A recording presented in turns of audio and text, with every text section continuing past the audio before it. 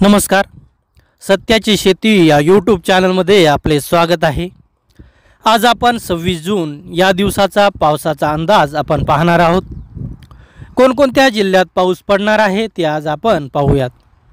शेतकरी मित्रांनो, आज दुपारनंतर आणि रात्री पूर्ण कोकणातील मुंबई, ठाणे, रत्नागिरी, पालघर, रायगड, सिंधुदुर्ग, राजापूर, सावंतवाडी, कल्याण, डोंबिवली, वसई, विरार या परिसरात मोठा पाऊस पडण्याची शक्यता हवामान अंदाजाकडून वर्तवली आहे.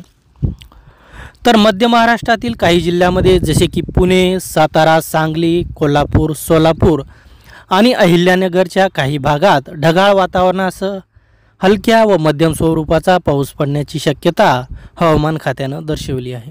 शेतकरी मित्रांनो, आज होणाऱ्या पावसात वादळी वाऱ्याचं प्रमाण काहीशा प्रमाणात राहू शकतं.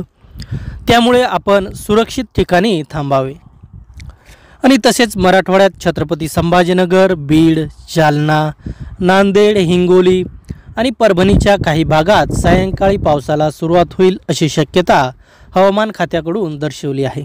तर नांदेड, हिंगोली, परभणी, लातूर, बीड आणि धाराशिव या भागात रात्रीपर्यंत मोठा पाऊस पडण्याची शक्यता हवामान खात्याकडून दर्शवली आहे. मित्रांनो, आपण जिल्हानिहाय पावसाचा अंदाज पाहिला आहे. म्हणजेच त्या भागात गावानिहाय आणि तालुकानिहाय भागानुसार पाऊस पडू शकतो.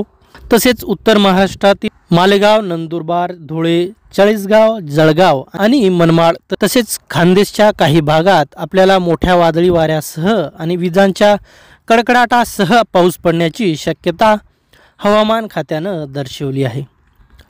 विदर्भातील नागपूर, गोंदिया, गडचिरोली, चंद्रपूर आणि भंडारा या भागात मोठ्या पावसाची शक्यता हवामान खात्याकडून वर्तवली आहे. तर अकोला, बुलढाणा, अमरावती, वर्धा, वाशिम, यवतमाळ या भागात ढगाळ वातावरणासह काही भागात हलक्या व मध्यम स्वरूपाचा पाऊस पडण्याची शक्यता हवामान खात्याकडून दर्शवली आहे. शेतकरी मित्रांनो, आज आणि उद्या बहुतांश भागात पाऊस पडणार आहे आणि 2 दिवसानंतर राज्यात पावसाचा जोर आणखीन वाढेल अशी शक्यता हवामान खात्याकडून दर्शवली आहे.